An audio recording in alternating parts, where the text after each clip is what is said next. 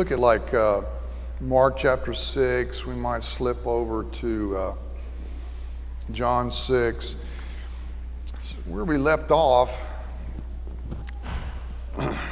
last time, Jesus had just healed, brought back from the grave, actually, Jairus' daughter.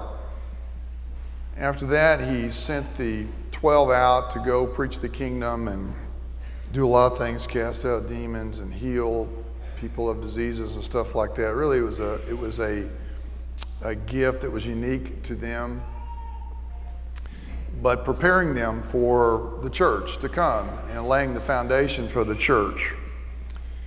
And Jesus spoke to them about some things that were going to happen during that time of their going out, but also in keeping in step with what's going to happen later on.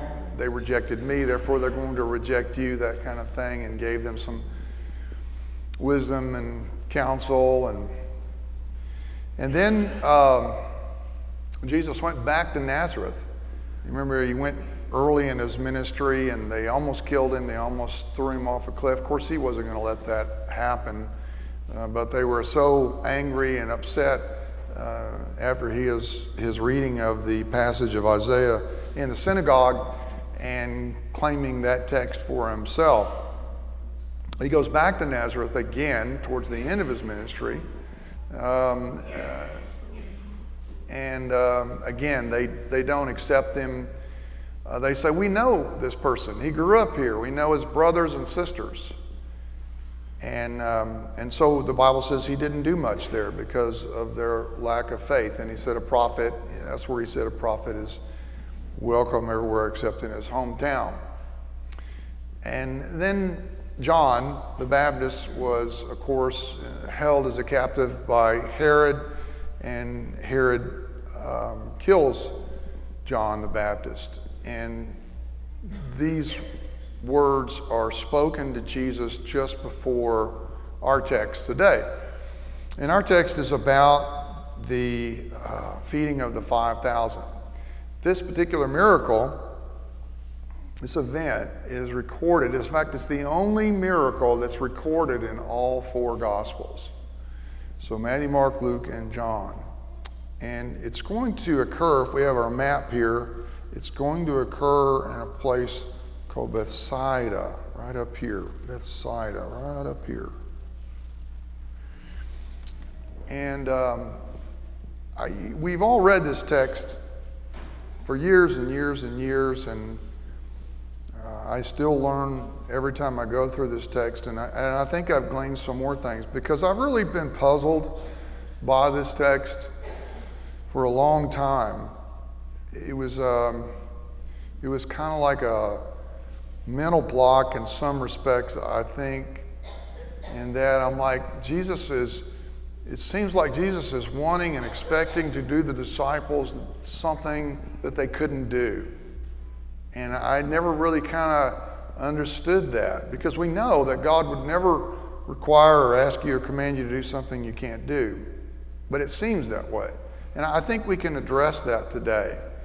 I think we can come away from this text not only from what Jesus wanted to teach the disciples, but what he wants to teach us as well. And what he wanted to teach them is what he wants to teach us. It's really the same thing. And there is a great teaching here. This miracle we call it the feeding of the 5,000. It's probably more like 25,000 people that are there. The men are the only ones that are counted. So with the women and children, 25,000 people were there. And the picture we need to understand is, for the setting, is that these thousands of people, call it 20, are following Jesus everywhere he goes. Have you ever had 20,000 people follow you? I mean,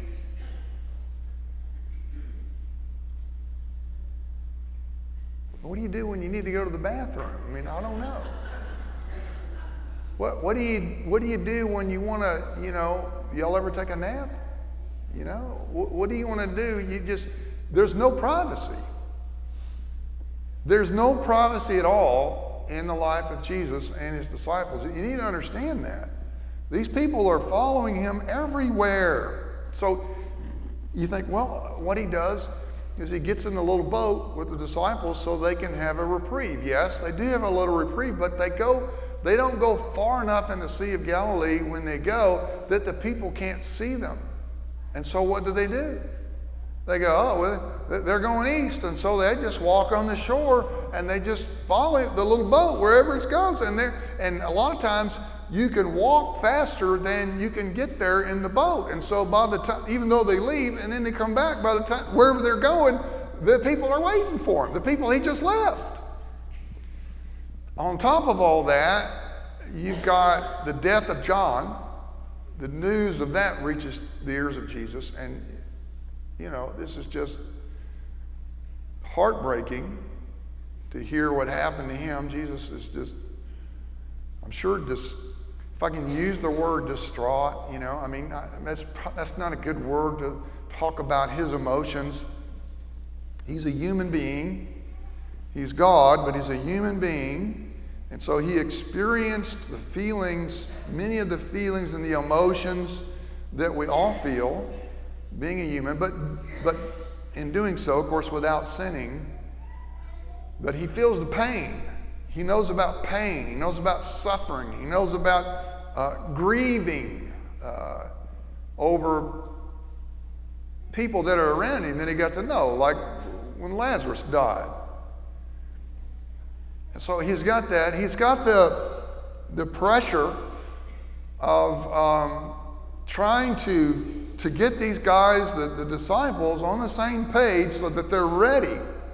Because he's going to ascend into heaven and they're going to be the guys to carry this thing out. And he speaks to them about, listen, remember, they hated me. They're going to hate you. You're going to have tough times here. You're going to have to persevere. You're going to have to endure. You need to know that you're going to be persecuted. So he's trying to prepare them. So there's lots of, all of this could just exhaust you. And you know he's exhausted. He's a human being. So he's got an energy level that has its limits, just like you have them and just like I have them.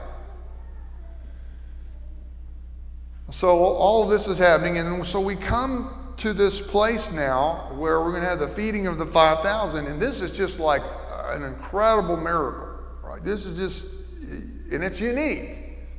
As far as I know, it never happened before this time, and as far as I know, it never happened since. So it's unique. So and I read a lot of commentators, not a lot of them, but I read some, and they go, well, the disciples should have known this, and they should have responded in faith, and they should have done this and this. They should have known by now. And I said, forget that. You're crazy. They had never seen this happen. You got to remember, we're always looking in hindsight, which is what? 2020. They never had this to live through. And I'm just saying to myself, if I were in their shoes, I would have done the very same thing. I would have gone, I have no idea what to do here. I have no clue, which is why I need the Lord to teach me and why he needs to teach you and me. So this event is a tremendous miracle. So I was thinking about miracles. And this, I think, correlates with where I want to end up later on. So when I was in 5th grade, I went to Catholic school when I was little. So we had to wear a uniform. We had a green plaid shirt and gray pants, black shoes. So you couldn't wear just everyday clothes. And I remember in 5th grade, Sister Victoria was our teacher. And a couple things I remember for class. One thing, she told us that everybody needs food, water, and shelter. That's where I learned that. I hadn't let go of that since, the food part particularly. And but there was another guy. There was a guy in my class. His name was Richard. Richard had fire engine red hair, and he had red freckles everywhere. And Richard weighed about 320 pounds, and he was in 5th grade. So this is a big guy. Richard was a big guy. And in our class, we had 4 rows of students. So we had like 2 over here, and then 2 over here, and then Sister Victoria, she sat in the front, and then Richard sat right in the middle. So there was no row with Richard. He sat in the back. He had his own row. There were no other chairs in front of him. And the 2 rows that were on each side of him were kind of pushed to the wall as far as they could possibly go. And the reason for that is because of Richard's activity. So what Richard would do, he didn't like girls. And so what he would do, he really had, you know how I had allergy problems this last week? He must have really had all year round, because he was blowing snot left and right.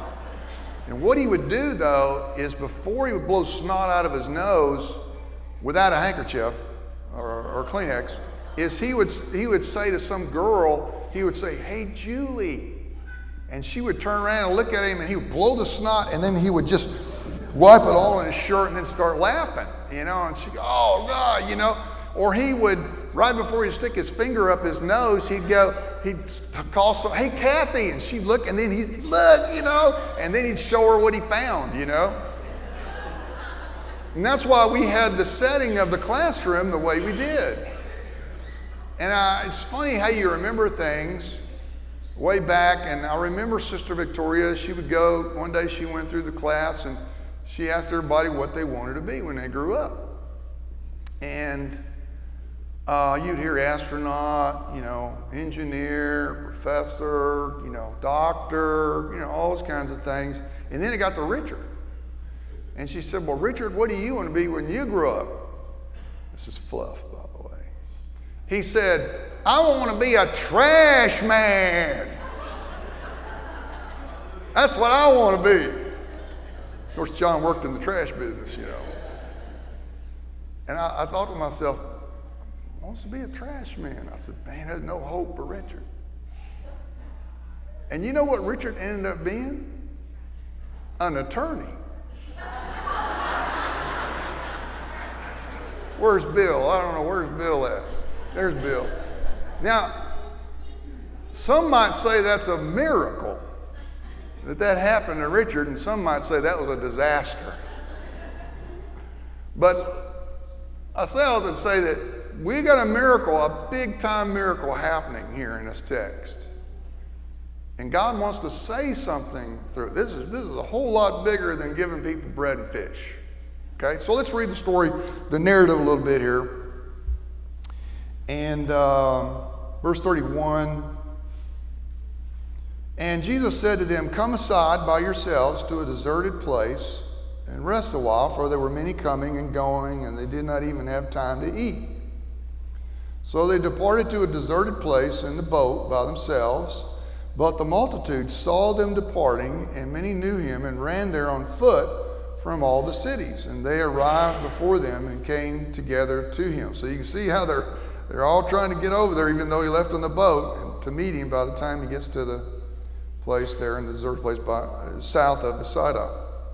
And Jesus, when he came out, saw a great multitude and was moved with compassion for them. Now this word compassion is where it's like you've got this thing going on deep down in your soul, deep down in your gut, and you are feeling this empathy, you've got this strong emotion where you want to do something. It urges you to action, to help somebody.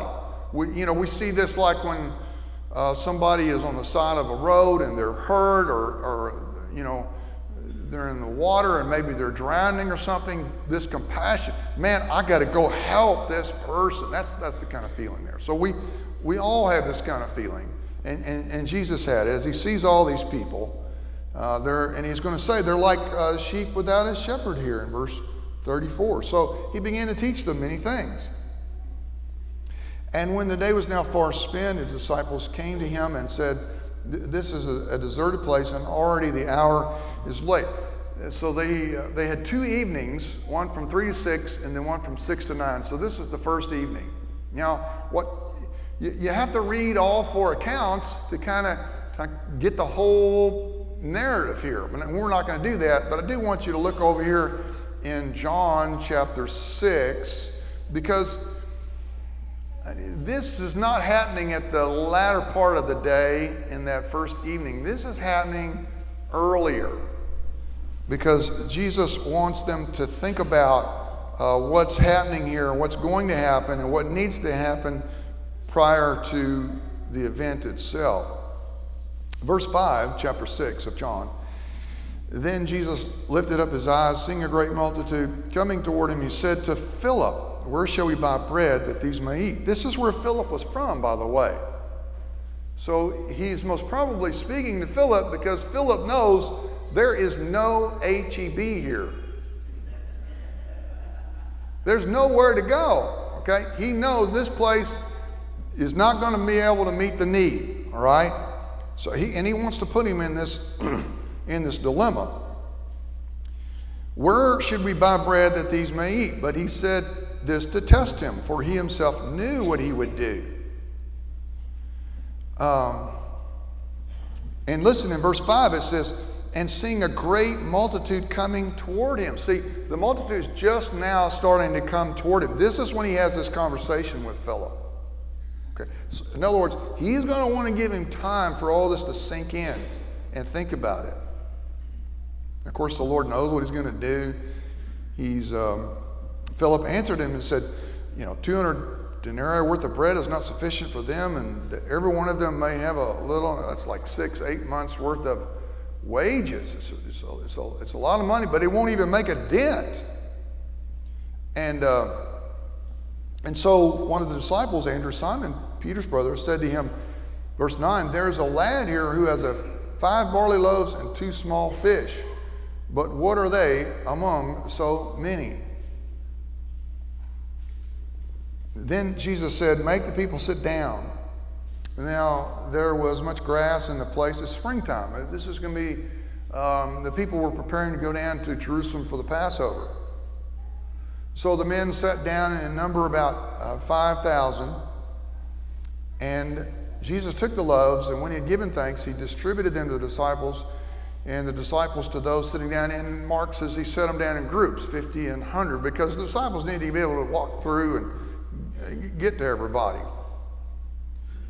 And likewise of the fish, as much as they wanted. And so when they were filled, he said to the disciples, gather up the fragments that remain so that nothing is lost. And so the narrative goes on a little further. It's like it just, you just turn the page. It was like as easy as turning the page, and 25,000 people get fed out of 5 loaves and 2 fish. That's kind of how you read the narrative. I'm not really sure how the Lord did all that.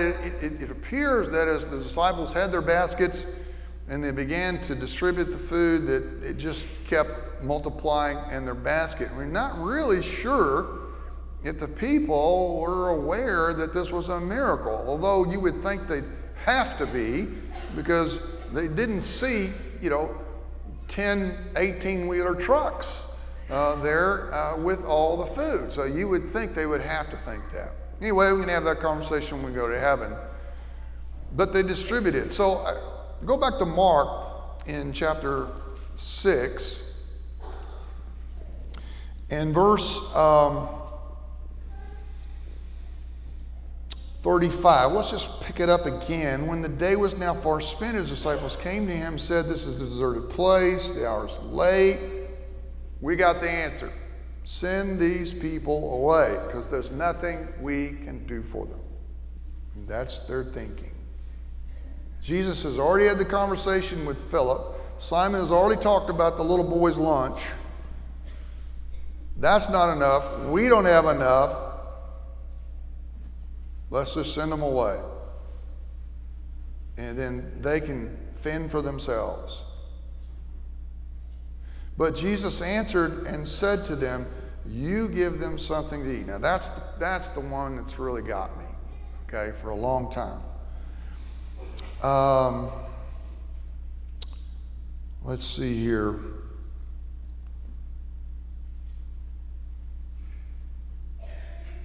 So this is from Didomai, and it means, and in this little deal, it means you, plural, give. Okay? You give, from didomai, doke. It's evocative. So he's speaking this to the disciples, and then he says, humes. You really don't need that. That's a personal pronoun. It's a personal pronoun that's second person plural.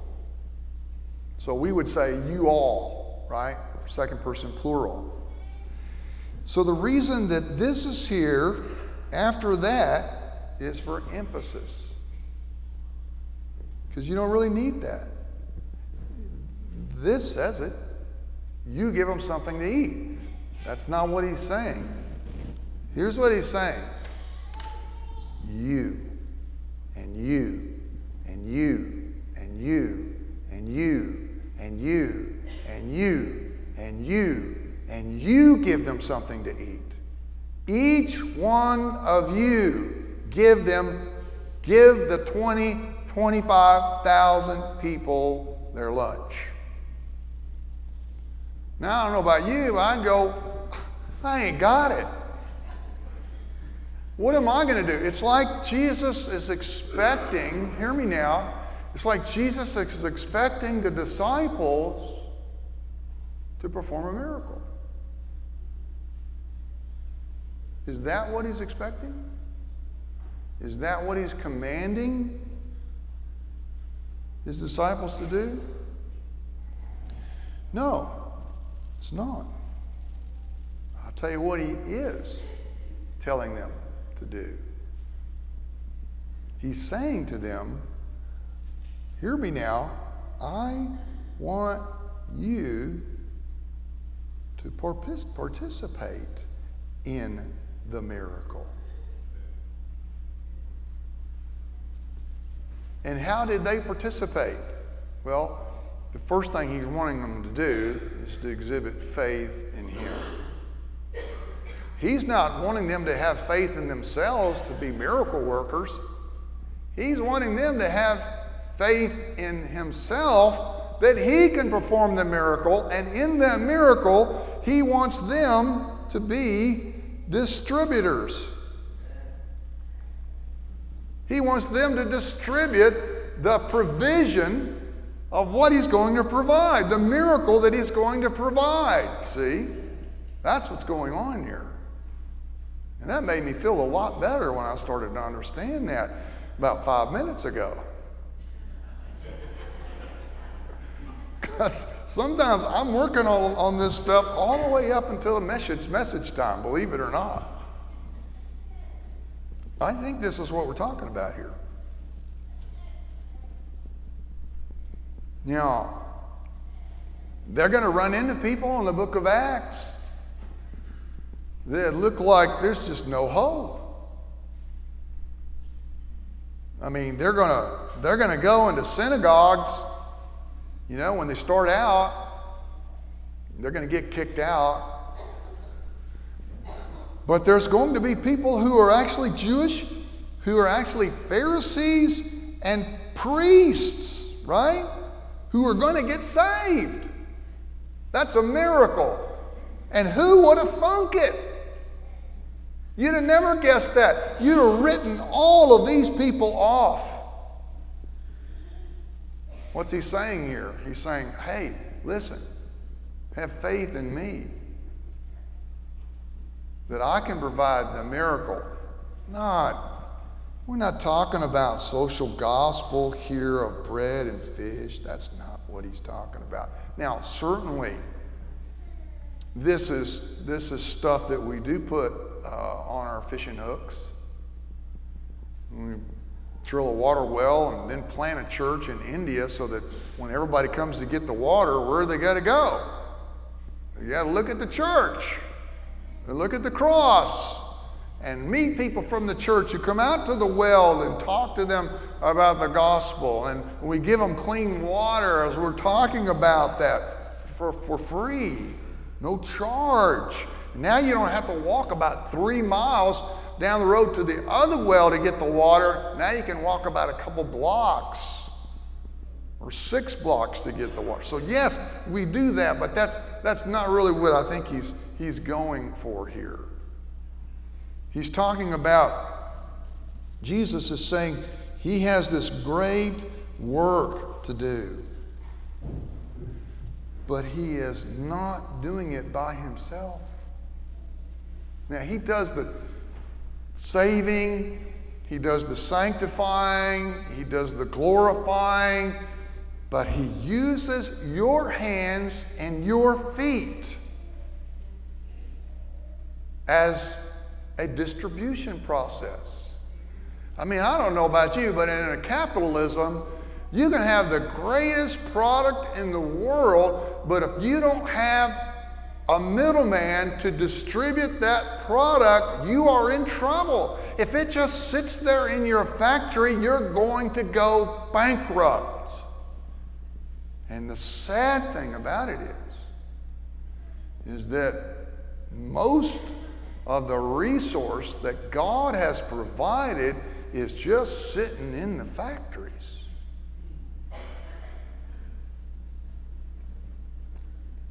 The people of God are not being the hands and feet of Jesus.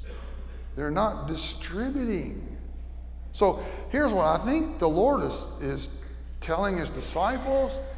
He's telling you and me.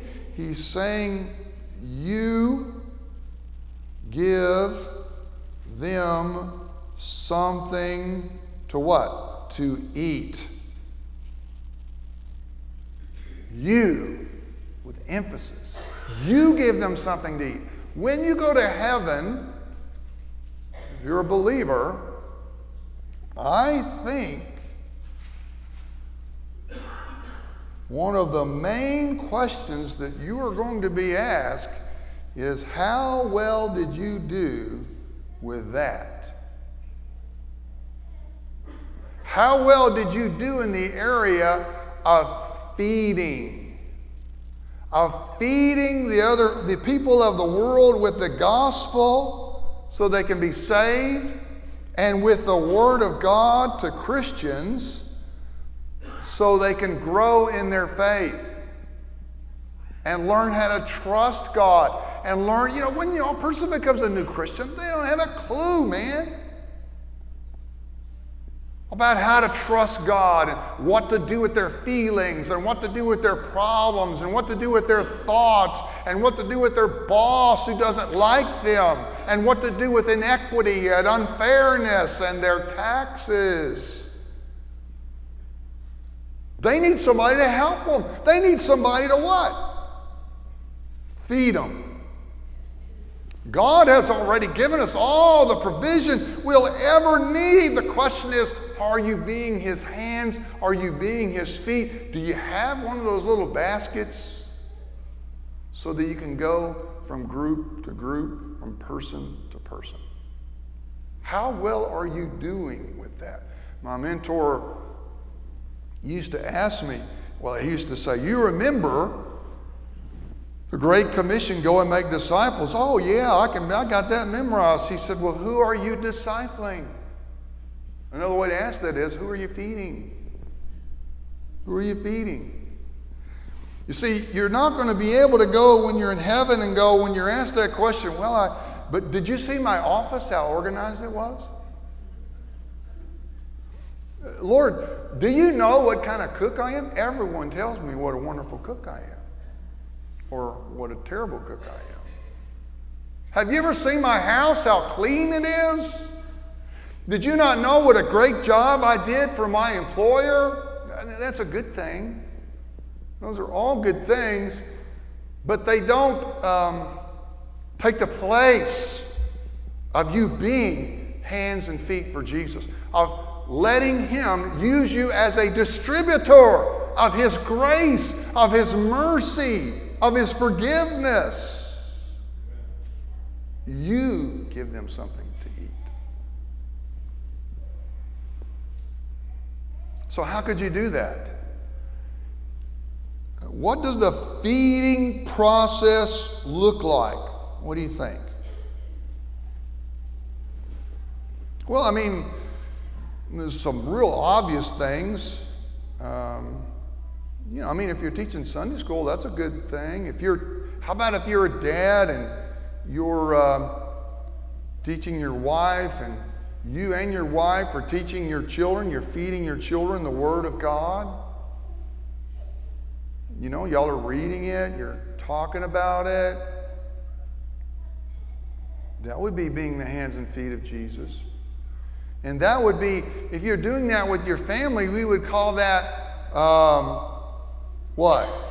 Jerusalem. I cannot spell that. Jerusalem. Right? That'd be your Jerusalem. But then what did he say with the gospel? What are we supposed to do? And then we kind of branch out and we go to Judea, right? I didn't spell that right, but Judea. So we get a little bit further, and then we branch out and we go where? Samaria. Ooh. Those are the people we don't like. They don't smell good over there. And you know what? They're know-it-alls. They think they know. They don't know nothing. But we got to love them. We got to tell them the gospel. Then we move from Samaria, and where we go? Rest of the cosmos, right? Rest of the world. This is the feeding thing that's supposed to be happening. So, if we branch out from our family in our church, what kind of feeding would this process look like for to be the hands and feet of Jesus? Well, how about if you're at work, what do you think? Do you think God put you at work just so you could work 8 to 5 and call it a day and get a paycheck? Or do you think maybe God put you at work to put you around a certain group of people who need God? That's probably it. But sometimes you can't talk about the Lord at work, right? I mean, really, you're paid by your employer. You're supposed to be doing your work from the employer. Well, we know one thing you can do. You can certainly pray for these people. You can certainly live like you're supposed to live. But something else, sometimes if you're meeting with somebody for lunch, that ain't on the clock, man. Or dinner, or having somebody over for a barbecue that you work with, that you're building a relationship with, and then you could start a little bit of this feeding on the side from the barbecue. Couldn't you do that? Wouldn't that be like being the hands and feet of Jesus? But you know what you would have to do that? Compassion.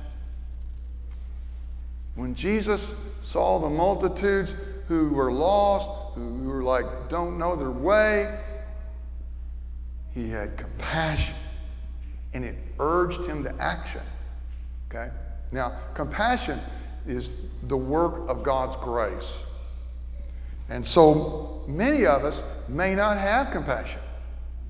What do you do if you don't have the compassion to move you to start doing something like this? And by the way, in doing something like this, part of this feeding is just maybe mentioning the Lord, just trying to ask questions, see where a person is, just slowly, just ever so slightly. And sometimes you don't really have the time that you want or that the person will give you to really fully explain the gospel. And what could you do to feed that person if they don't give you the time, or you don't have the time because of your relationship or the lack of? You could give them a little book to read. Couldn't you? This person's an atheist. This person's an agnostic. You got a book for that. You got a book for that, where there's a guy that used to be an atheist, right? Hey, would you just read this and tell me what you think about it? I kind of got some things from it, really enjoy it. Would you just do that for me? It's a little something. Could give him a little track. So you want to be in this feeding business. But to do that, you're going to have compassion. We'll close with this. Okay? What if you ain't got it? And if your not in the feeding process right now, I would say you probably ain't got it. Wouldn't you? I mean, I don't know. Can you imagine a Christian who is full of compassion, who says, I'm full of compassion, but I ain't going to do nothing about it. I ain't going to look around. I'm not going to help anybody. If somebody needs to be fed, if somebody needs to be shared with through the Word of God, I ain't doing it. I don't think that's like oil and water. Those two probably don't mix. But if a person's not doing it, it's probably because they don't have compassion. Because compassion will drive you to want to be the hands and feet of Jesus.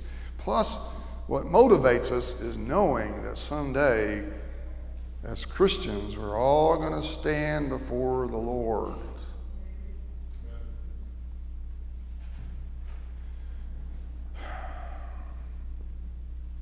So here's how you get it, I think, because it's a work of grace. You say, Lord, you know, I ain't got it. Or I don't have it like I need it. And so today, I'm going to start trusting you to give it to me by faith. Give me what I need so I can be your hands, so I can be your feet, so I can distribute the grace that you provided through your Son dying on the cross. What a terrible thought to know that Jesus gave his life. And I'm not willing to tell anybody about it.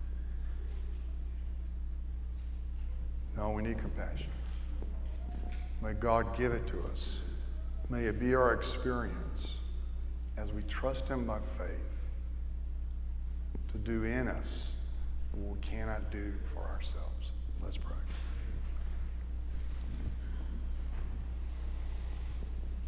So as you're praying about your own life, maybe there's someone who needs to make a decision this morning to maybe ask the Lord to come into their life, to know that they know that they know that when they die they're going to go to heaven, by asking Jesus to come in. And I can pray with you and help you with that during the invitation now or after the service. Maybe someone has asked the Lord to come in their life, never made it public. I'll be standing here if someone wants to make public that they've asked Jesus to come into their life.